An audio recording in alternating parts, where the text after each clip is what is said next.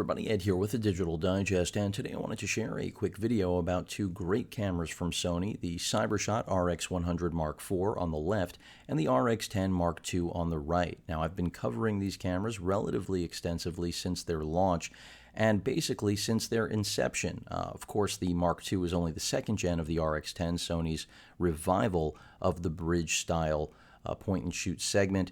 And the RX100, well, that camera originally redefined what we could expect to get out of something that was pocketable, both in terms of still and video quality. And the Mark IV represents the epitome of that pursuit. In fact, both of these cameras really are best in breed or of breed, in my opinion. And if you own both or own one, you are lucky to do so. Now, they're not for everybody. $950 on the left, very expensive for a pocketable point-and-shoot camera, no question about it. $1,300 US on the right for a bridge-style camera. Both have the exact same 1-inch DRAM stack design backlit sensor and yield pretty much identical photos, but have different fixed lenses. So let's keep that in mind. One has a 24 to 70 35 millimeter equivalent with an f1.8 rating. The other one has a 24 to 200 millimeter piece of glass with an f2.8 rating.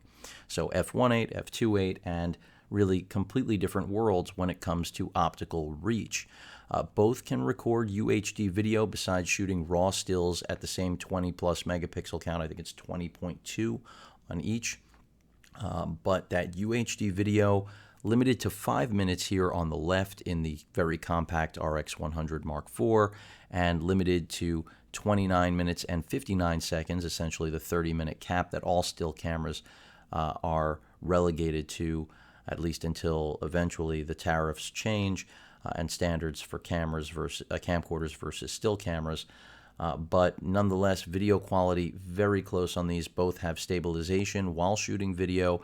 Do they replace camcorders? Well, that's a matter of personal preference and really how much video you intend to shoot.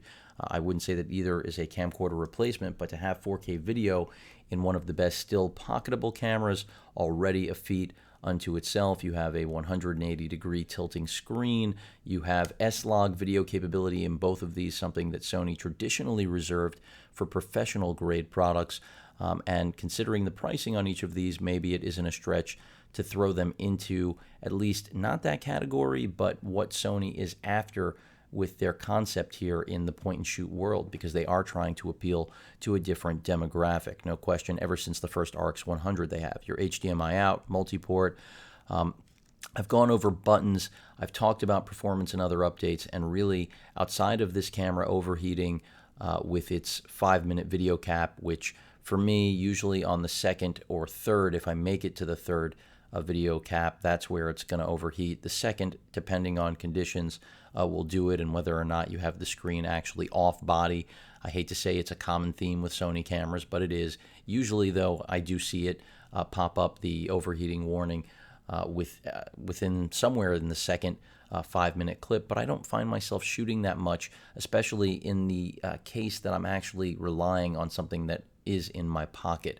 So I think that the 5-minute cap is certainly a limitation. I'm not in any way sidestepping it, but this is a pocket camera, and I don't really intend to shoot a tremendous amount of video with something that's going to fit in my pocket. Wi-Fi, NFC, built-in OLED viewfinder, which is a great thing to have, something that was introduced on the Mark III, carried here into the 4th gen, and something I love. Some people complain about the quality and the form factor you just saw and not having shielding, but it's much better to have a viewfinder than none at all. But overall, a great camera, and really nothing else like it on the market, nothing I can compare it to, and that's what makes the RX100 untouchable still to this day. Even though manufacturers have attempted to try to address it, they still can't. And while many will complain about the price, there are plenty of people out there that are willing to pay the price of admission in order to get the 1-inch sensor glass pairing here, plus now UHD video. Some will see it as a very marginal gain, but those are customers that don't care about UHD video.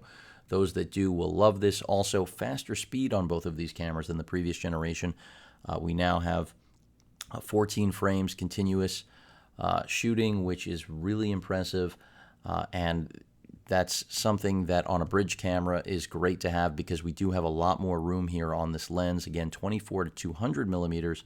Both do high-speed slow-mo recording because of that stacked DRAM design on the sensor. So up to roughly 1,000 frames per second is capable with both of these, or is possible, I meant to say, with both of these. That to me is definitely more of a gimmick for both of these cameras.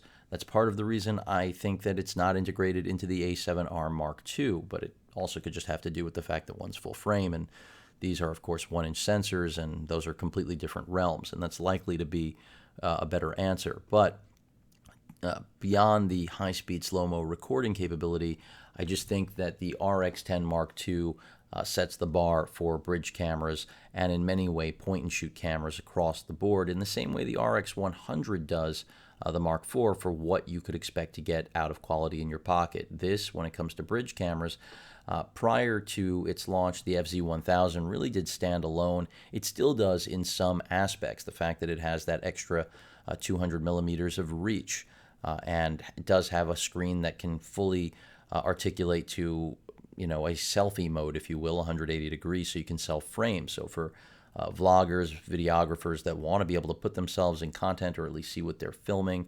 and frame in a different way, different composition, you have that capability. But when it comes to having neutral density filters, better quality glass, a newer, improved backlit sensor that's going to do better in low light, again, UHD video at 30 minutes a clip, and this camera does not overheat. So even though this has the pocketable overheating issues, this one that doesn't fit in your pocket, as you would expect, does not overheat. Battery life is also fairly solid on this camera. Even when it comes to video, you're going to do pretty well with the included battery, and if you pick up a couple extras, I think that you'll find that you are not going to need anything else, and that's why this camera can replace a gear bag. Articulating display, headphone jack, your HDMI and multi-port for charging, and over here you can see we've got an actual aperture click switch, so you can turn that on and off depending on whether or not you're shooting video or still content, so that if you are in the still world, you want the click to feel the steps, to hear the steps, know exactly where you are in the range. If you're shooting video, you want that to be silent, and you can achieve that with a flip of that switch. LCD readout for all pertinent information regarding the images you're shooting, RAW, JPEG, whatever it may be. It's going to give you all of the info associated with that. Your exposure comp dial right here, shutter button, your rocker for zooming, 2 different speeds for zooming on this camera, which I think is also a critical element of keeping video part of it in its lineage, because the RX10 originally was hailed for fantastic video, and it did yield exactly that.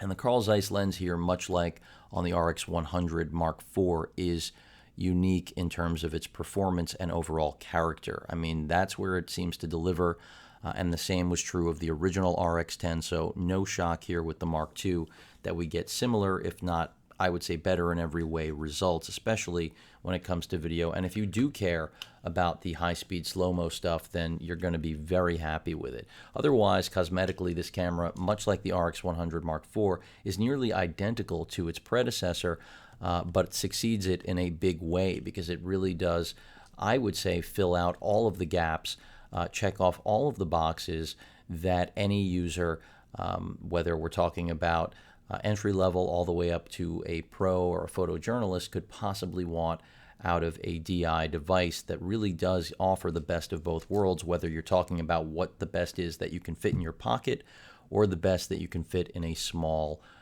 bag. So if you're not interested in taking a system, these two are a great pair. If you then also throw in something like, the HX90V, which I'm also a big fan of, even though it has no UHD video, it's a lot less money, but great 1080p video and a 30x lens, GPS, great Zeiss glass, even though it doesn't have the sort of speed that these two cameras have, just like it doesn't have the 1-inch sensor. You've got a whole nother travel bag. It's a lot of point-and-shoot gear, but really that can accommodate all sorts of different situations, and that's what this is all about. You can buy one of these, and that can be your only camera, or you can buy 2, like we're looking at right here, and arguably replace a system. And your costs are right there with many systems, but your headaches, your, I would say, winners when it comes to keepers is going to be a much higher rate, because the autofocus systems in both of these cameras also have been improved from previous generations. So this isn't, again, about cosmetically redoing anything. This is all about improving the internals, improving performance, improving the viewfinder, improving, I just mentioned, the autofocus, and that UHD video S-Log feature just puts these cameras into another class that many people will undersell. I do wish stabilization was a little bit better on both cameras, because the video is gorgeous, but without really being very sensitive and very aware to keeping things steady, you will inherently get some shakes, some jitters in there. And also keep in mind that you do need to have that one, an SD card, an SDXC memory card like the ones I've been covering, that is a U3 class card, in order to ensure that you will be able to capture UHD video. A traditional class 10 SD card is not going to cut it when it comes to UHD. You need something that has a very high write speed. You want something that's really 80 or above 80 megabytes. So both are great cameras. I think that they travel well together. I'm about to travel with the two of these and really see if they could replace a system for me. I mean, I already know where the RX100 series has always lived, which is in my pocket. There's nothing else like it. The RX10, on the other hand, is something where it would be a great blend of both worlds. I mean, the AX100 I'm filming on right now is still my preferred method of video capture when it comes to all the content I provide to all of you, but I am starting to wonder if the RX10 Mark II has a place in my professional world here, as well as personal, in terms of being able to capture content in a more mobile fashion, because it is considerably smaller than the AX100. It does have the improved sensor. It is missing some of the niceties of being a camcorder, a true video camera, but nonetheless a more advanced tool in many ways. So we'll see, time will tell, but I wanted to share this with all of you because, again, these are two great cameras that I think Sony has just put on point. Yes, they are expensive. They do have flaws like every other product on the market, but there is nothing else like either of these right now. And yes, that includes the FZ1000 from Panasonic. This does yield better still and video. That the Panasonic simply has better stabilization.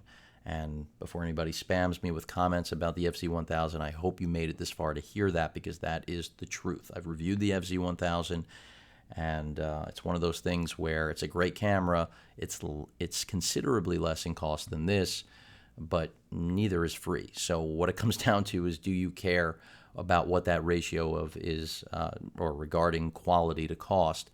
And right now, nothing is actually going to beat the RX10 Mark II in its class, much like nothing will beat the RX100 Mark IV in its class. So Sony really putting their best foot forward this summer. The A7R Mark II, a whole nother beast, but from a point-and-shoot standpoint, Sony raising the bar yet again. The HX90V I would have included in this, but these cameras have identical sensors and really do boast best-in-class performance in every single way possible. If you have any questions or comments, please feel free to post them. And of course, as usual, please feel free to subscribe. Later.